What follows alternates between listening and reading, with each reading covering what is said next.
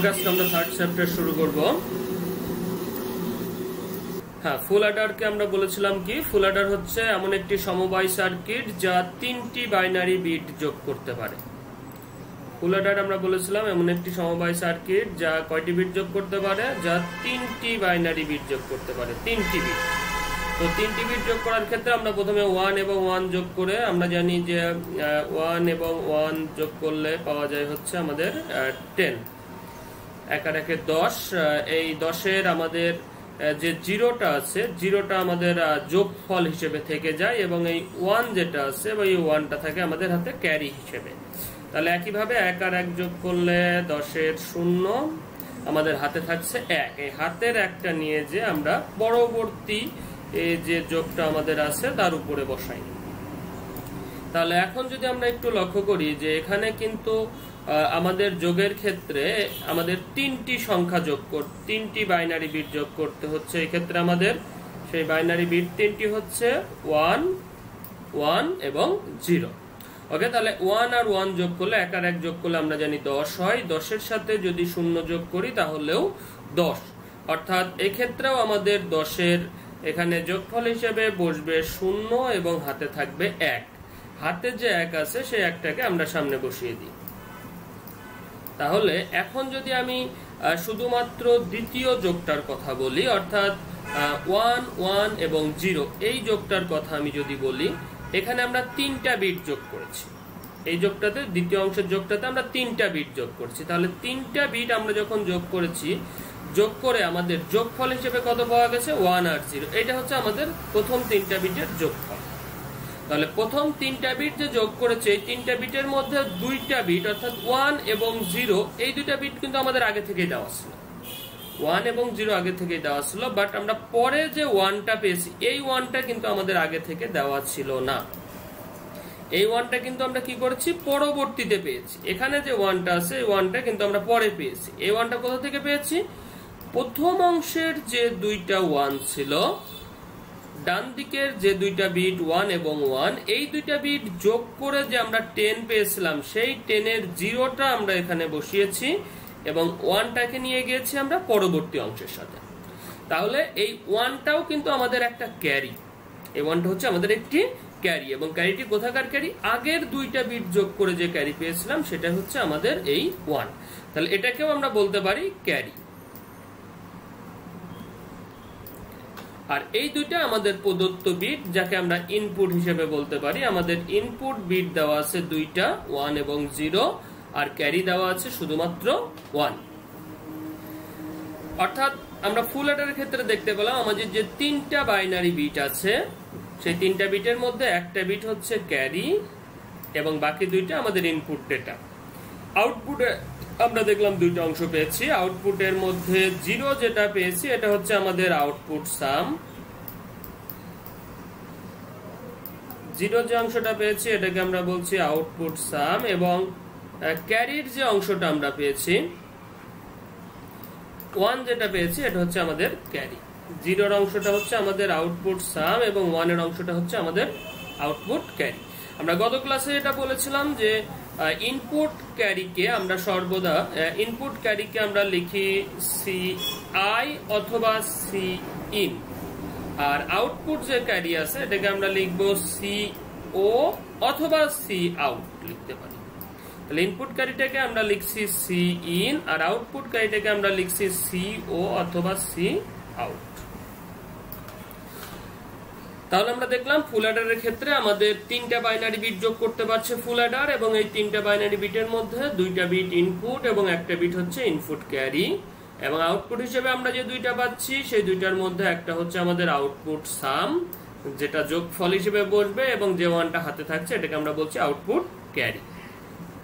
ওকে, next আমরা তাহলে সংজ্ঞার মধ্যে এটা অবশ্যই বলতে পারি যে ফুল অ্যাডারের ক্ষেত্রে আমাদের যে 3টা বিট যোগ করতে হচ্ছিল, সেই 3টা বিটের মধ্যে আমাদের 3টা বিট যোগ করে আমরা ফলাফল হিসেবে 2টা বিট পাচ্ছিলাম, এবং এই 2টা বিটের মধ্যে আমাদের 0, 1, 0টা হচ্ছে আমাদের সাম, আউটপুট সাম, এবং 1টা হচ্ছে আমাদের আউটপুট ক্যারি।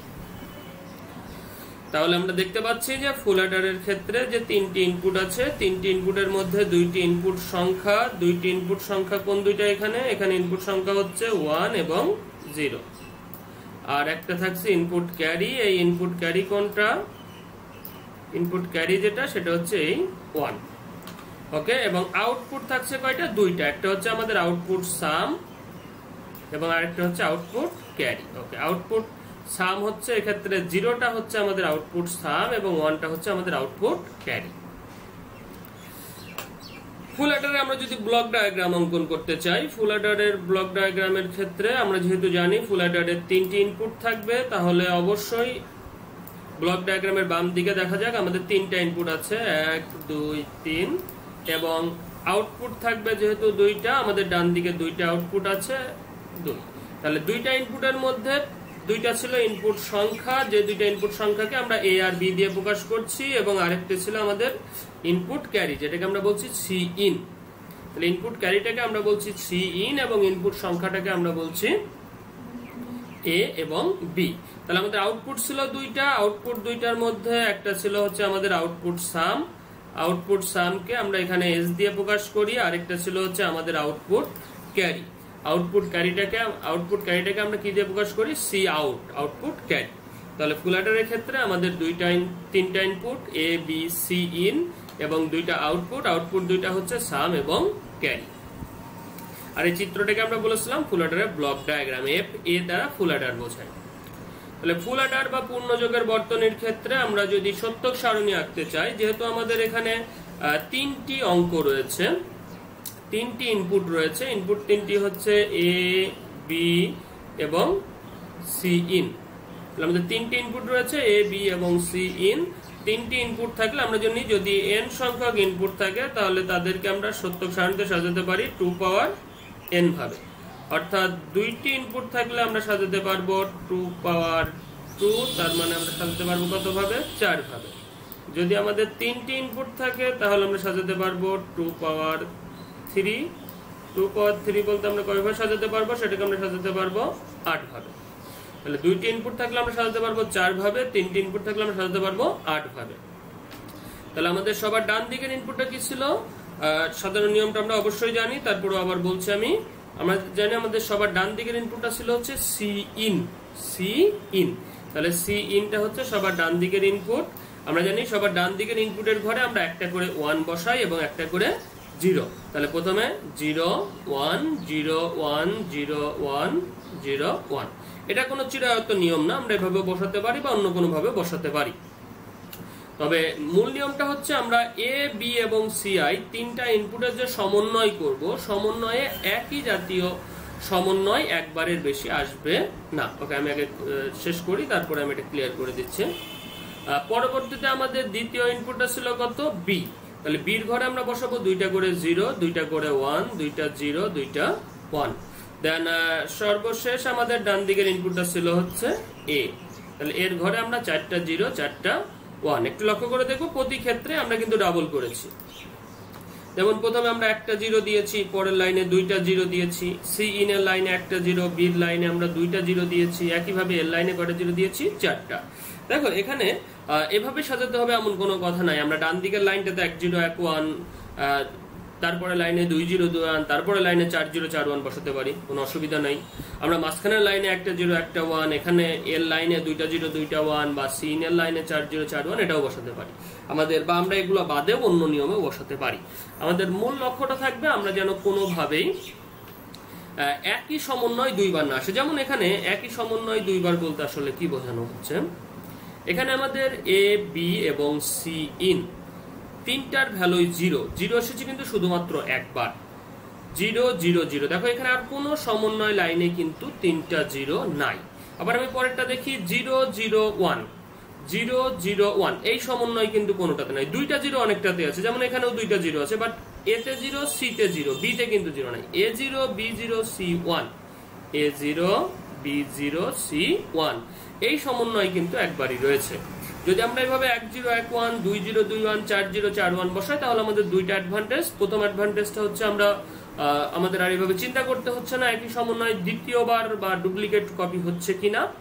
আর আরেকটা সুবিধাটা হচ্ছে এটা কিন্তু আসলে ডেসিমেল সংখ্যার একটি সিরিজ বলা যেতে পারে, যেমন 3 জিরোতে ডেসিমেল করলে 0 হয়, তারপর এটা ডেসিমেল 1, তারপর এটা ডেসিমেল 2, 3, 4, 5, 6, 7 এভাবেও আমরা চিন্তা করতে পারি। তো যাই হোক, আমরা ফুল অ্যাডারের যোগের ক্ষেত্রে আসি। আমরা তাহলে 3টা যোগ করব। একটা হচ্ছে 0 আর 0, 0 0 যোগ করলে কত? 0, তার সাথে 0 যোগ করলে কত? 0। তাহলে 3টা 0 যোগ করলে আমাদের টোটাল যোগফল আসছে 0, অর্থাৎ আমরা সামের ঘরটাতে লিখবো 0। যেহেতু যোগফল 0 এসেছে অর্থাৎ আমাদের হাতে কিছু নাই। হাতে কিছু নাই বলতে আমরা ক্যারির ঘরেও লিখবো হচ্ছে 0। ওকে, এবার আমরা দ্বিতীয় লাইনে আসি। দ্বিতীয় লাইনে আমরা 0 0 যদি যোগ করি, 0 0 যোগ করলে 0, 0 সাথে 1 যোগ করলে আমাদের যোগফল হচ্ছে 1। তার মানে আমাদের সামের লাইনে হবে 1, হাতে কিছু নেই অর্থাৎ ক্যারির লাইনে হবে 0। দেন পরের যোগটা আমরা যদি করি 0 1, 0 আর 1 যোগ করলে 1, তার সাথে আবার 0 যোগ করলে আমরা কত পাচ্ছি? 1 পাচ্ছি। তাহলে আমাদের টোটাল যোগফল হচ্ছে 1, অর্থাৎ যেটা যোগফল সেটা সামের লাইনে বসবে। তাহলে সামের ঘরে হচ্ছে 1, হাতে কিছু নাই অর্থাৎ ক্যারির ঘরে 0। দেন পরের যোগটাতে আমরা যাই। পরের যোগটাতে আমরা যদি যাই তাহলে 0 0 যোগ করলে 0, সাথে 1 যোগ করলে 1, তার সাথে 1 যোগ করলে 10, 10। আচ্ছা, 10 এর যোগফল হিসেবে বসবে 0 আর হাতে থাকবে 1। হাতে যেটা থাকবে সেটা বসবে সি আউটের ঘরে। নেক্সট আমরা পরের যোগে যদি যাই, 1 এর সাথে 0 যোগ করলে 1, তার সাথে 0 যোগ করলে 1, অর্থাৎ সামের ঘরে হবে 1, হাতে কিছু নাই, ক্যারির ঘরে 0। পরবর্তী যোগে আমরা যদি যাই, 1 এর সাথে 0, 1 আর 0 যোগ করলে 1, তার সাথে আবার 1 যোগ করব। তাহলে 1 আর 1 যোগ করলে কত হয়ে গেল? 10। 10 এর যোগফল হিসেবে বসবে 0, হাতে কিছু নেই অর্থাৎ ক্যারির ভ্যালু হবে, হাতে কিছু নেই যেহেতু ক্যারির ভ্যালু হবে 1। ওকে, আবার যদি আমরা যাই 1 আর 1, 1 আর 1 যোগ করলে 10, 10 এর সাথে 0, 10 এর সাথে 0 যোগ করলে 10ই থাকবে, অর্থাৎ আমাদের সামনে থাকবে 0, হাতে থাকবে 1। পরবর্তীতে আমরা সর্বশেষ যোগটাতে যখন যাচ্ছি, তাহলে 1 আর 1 যোগ করলে 10, 10 এর সাথে 1 যোগ করলে হচ্ছে 11। তাহলে 11 হলে আমাদের সামের লাইনে হবে 1, আর হাতে যেহেতু আছে 1 সেহেতু ক্যারির লাইনে হবে 1। ওকে, এবার আমরা পরবর্তীতে সাম আর ক্যারির সমীকরণটা দেখতে চাচ্ছি। আমাদের আউটপুট আছে কিন্তু এক্ষেত্রে দুইটা, আমাদের দুইটা মাত্র আউটপুট। একটা আউটপুট হচ্ছে সাম এস আর একটা আউটপুট হচ্ছে ক্যারি সি আউট। ওকে, তাহলে সাম আউটপুটের কথা যদি আমি বিবেচনা করি, আমরা বলেছিলাম গতদিন বা গত ক্লাসে, আমি এর আগের ক্লাসে বলেছি যে আমরা যখন আউটপুট সমীকরণটা লিখবো, আউটপুট সমীকরণের জন্য আমরা আউটপুটের 1 গুলোকে বিবেচনা করব। আউটপুট সমীকরণ লেখার সময় আমরা সর্বদা আউটপুটের 1 গুলোকে বিবেচনা করব। যেমন সামের ক্ষেত্রে আমি যদি বিবেচনা করি, তাহলে সাম 1 হয়েছে আমাদের কয়টি জায়গায়? 1 2 3 4, 4টি জায়গায় আমাদের সাম 1 হয়েছে। তাহলে এই সামের জন্য আমাদের এই 4টা লাইনের সমীকরণটা লিখতে হবে। আমি যদি ক্যারির কথাটা বিবেচনা করি, আবার সি আউট 1 হয়েছে 1 2 3 4, তাহলে ক্যারির জন্য আমাদের 4টা লাইন বিবেচনা করতে হবে। তাহলে সামের জন্যও 4টা, ক্যারির জন্যও 4টা। ওকে, তাহলে আমরা এবার সামের সমীকরণটা যদি লিখি পুনরায়, সামের সমীকরণ যদি লিখতে চাই, তাহলে সামের সমীকরণ ফুল অ্যাডারের ক্ষেত্রে সাম এস, সামকে আমরা এস দিয়ে প্রকাশ করে থাকি। এস, তাহলে এস প্রথমবার 1 হয়েছিল কখন? যখন a0 b0 c1, a0 b0 c1। a0 আমরা বলেছিলাম যে ইনপুট ভ্যালুটা 0 পাবো তাকে আমরা প্রাইম দিয়ে লিখি, আর যার ভ্যালুটা 1 পাই তাকে প্রাইম লিখি না। এর কারণ হিসেবে আমরা বলেছিলাম সবকিছুর একটা ডিফল্ট মান থাকে। ডিফল্ট মান বলতে কি বোঝায়? কোনো কিছু উল্লেখ না থাকলে আমরা যে মানটা বিবেচনা করি সেটা হচ্ছে ডিফল্ট। যেমন যদি কাউকে বলা হয় যে 2, সাপোজ আমি তোমাদেরকে বললাম যে 2, এখন এই সংখ্যাটা পজিটিভ না নেগেটিভ? যদি 2 এর আগে আমি একটা মাইনাস চিহ্ন দিই তাহলে সবাই বলতে পারবো এটা একটা নেগেটিভ সংখ্যা। ওকে, আমি যদি 2 এর আগে একটা প্লাস সংখ্যা দিই তাহলে বলবো পজিটিভ। বাট আমি যদি 2 এর আগে প্লাস বা মাইনাস কোনোটাই না দিই তাহলে আমরা সেক্ষেত্রে 2 কে কি বলবো? তাহলে অবশ্যই সেক্ষেত্রে আমরা 2 কে পজিটিভ হিসেবে বিবেচনা করব, যদিও এখানে কিন্তু আমাদের কোনো প্লাস বা মাইনাস চিহ্ন দেওয়া নাই। তার কারণ কি? আমরা সব সংখ্যার একটা ডিফল্ট মান হিসেবে পজিটিভ বা ধনাত্মক ধরে নিয়েছি, অর্থাৎ উল্লেখ না থাকলে ধনাত্মক আর উল্লেখ থাকলে সেটাই। তো একইভাবে তুমি যখন বুলিয়ান অ্যালজেব্রায় কোনো একটি চলক a লিখবা, এখন এর ভ্যালুটা অ্যাকচুয়ালি কত? 0 না 1? এর ভ্যালুটা 0 হতে পারে আবার 1ও হতে পারে। কিন্তু যদি এর ভ্যালুটা দেওয়া না থাকে তাহলে আমরা ধরে নিই যে এর বাস্তব মানটা হচ্ছে বা এর ডিফল্ট মানটা হচ্ছে 1। অর্থাৎ যখন কোনো চলকের ভ্যালু 1 থাকে তখন আমরা শুধুমাত্র সেই চলক লিখে প্রকাশ করতে পারি, বাট যখন কোনো চলকের ভ্যালুটা 0 থাকে তখন কিন্তু আমরা সেটাকে সরাসরি না লিখে আমরা সেই চলকের উপর একটা কি ব্যবহার করি, প্রাইম ব্যবহার করি। যেমন এর ভ্যালু যেহেতু 1 হয়েছে এজন্য এর ভ্যালু যেহেতু 0 হয়েছে তাহলে এর 0 বোঝানোর জন্য আমরা কি ব্যবহার করেছি, এ প্রাইম ব্যবহার করেছি। একইভাবে বির ভ্যালু কত হয়েছে, 0, তাহলে এটা বোঝানোর জন্য আমরা কি ব্যবহার করব, বি প্রাইম। সির ভ্যালু কত হয়েছে, 1, এটা বোঝানোর জন্য আমরা কি ব্যবহার করব, C, only C. C prime কিন্তু নয়, কারণ সির ভ্যালুটা হচ্ছে 1। ওকে, তাহলে আমরা আবার ফিরে আসি আমাদের পয়েন্টে। তাহলে এ 0 হয়েছে, এ যেহেতু 0 তাহলে এর জন্য লিখবো এ প্রাইম। বি যেহেতু 0 আমরা লিখবো বি প্রাইম। সি যেহেতু 1 তাহলে এর জন্য লিখবো হচ্ছে শুধু সি। তাহলে আমরা কত পেলাম, এ প্রাইম, বি প্রাইম এবং সি। নেক্সট পরবর্তীতে এস আবার 1 হয়েছে। এস 1 হয়েছে কখন, যখন এ 0 বি 0 বি 1 সি 0। তাহলে আমরা পরবর্তী 1 এর জন্য পেলাম, এর ভ্যালুটা পেলাম 0, এর ভ্যালু 0 মানে এ প্রাইম। বির ভ্যালুটা পেয়েছি 1 অর্থাৎ শুধু বি। সির ভ্যালুটা 0 অর্থাৎ সি প্রাইম। তাহলে আমরা পেলাম হচ্ছে A prime, B, C prime.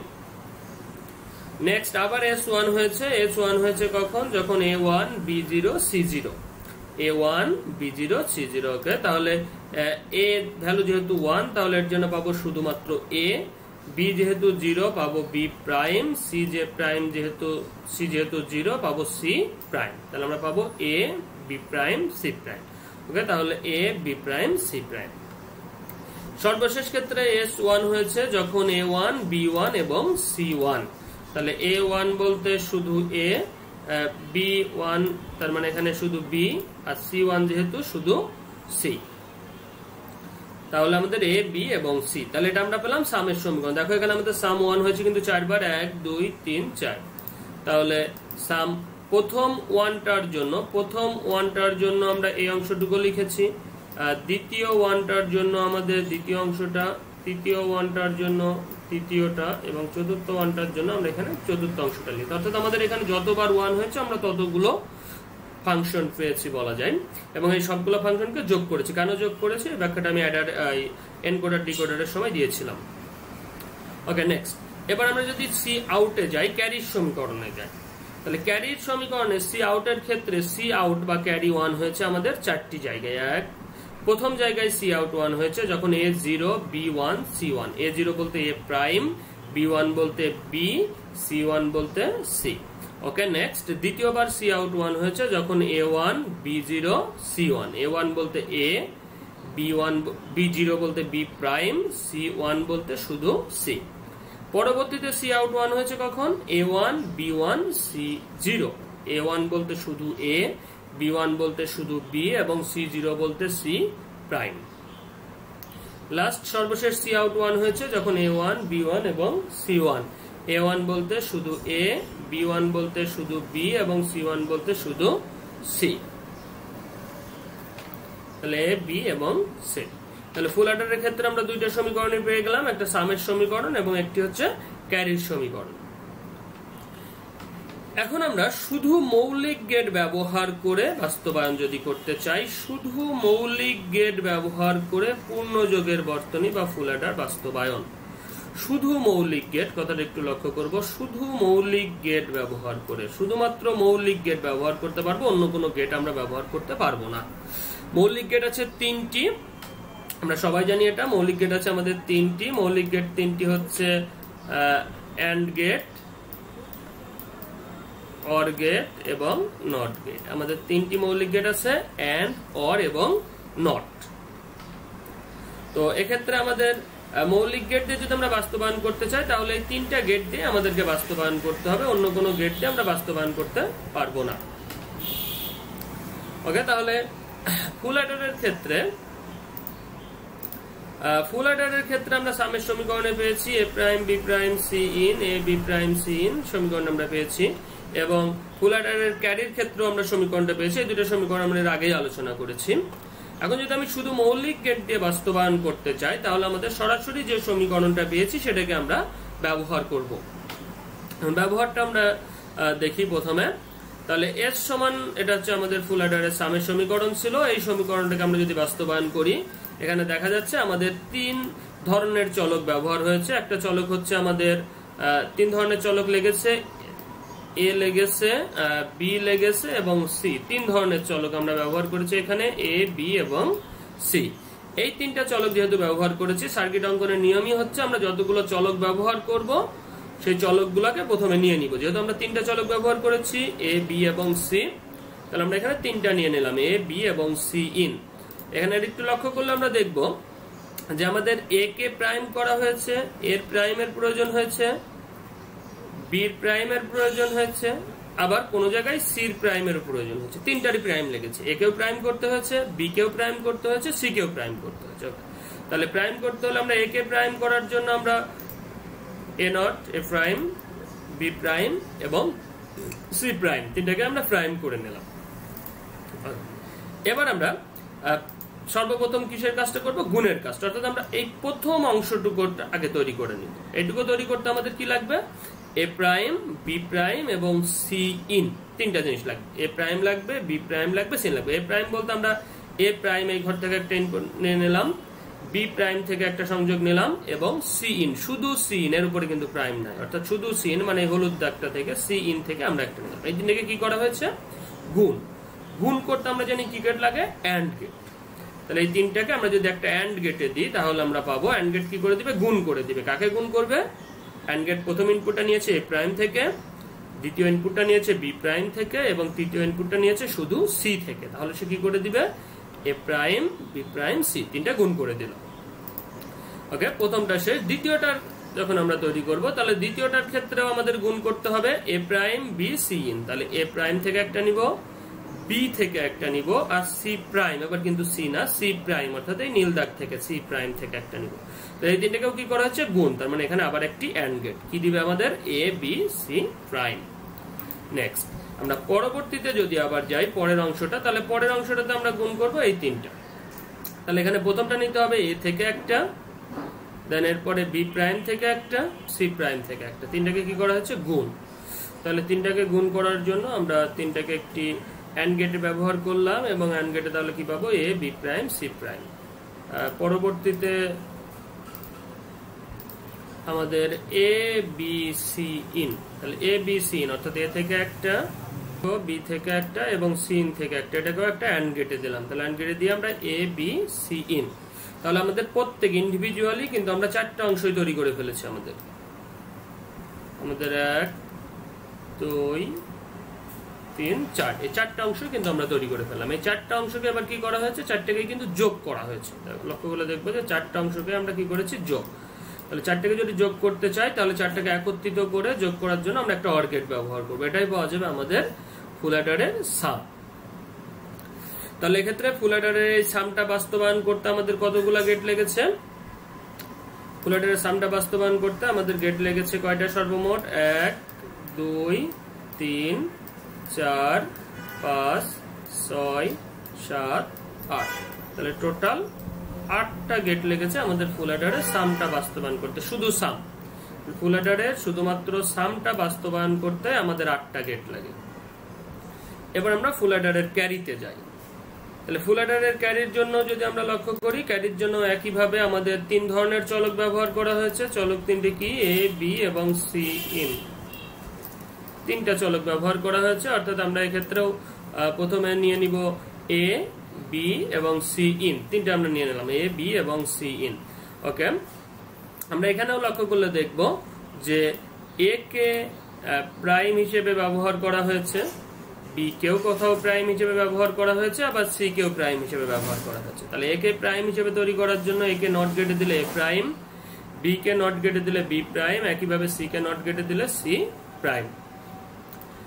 প্রথম ক্ষেত্রে আমাদের প্রয়োজন হয়েছিল এ প্রাইম, বি এবং সি। তাহলে এ প্রাইম থেকে একটা, বি থেকে একটা এবং সি থেকে একটা। এই 3টাকে কি করা হয়েছে? গুণ। গুণ করতে কি গেট লাগবে আমাদের? And gate. তাহলে আমরা যদি একটা অ্যান্ড গেটে দিই তাহলে আমরা পাবো এ প্রাইম, বি, সি।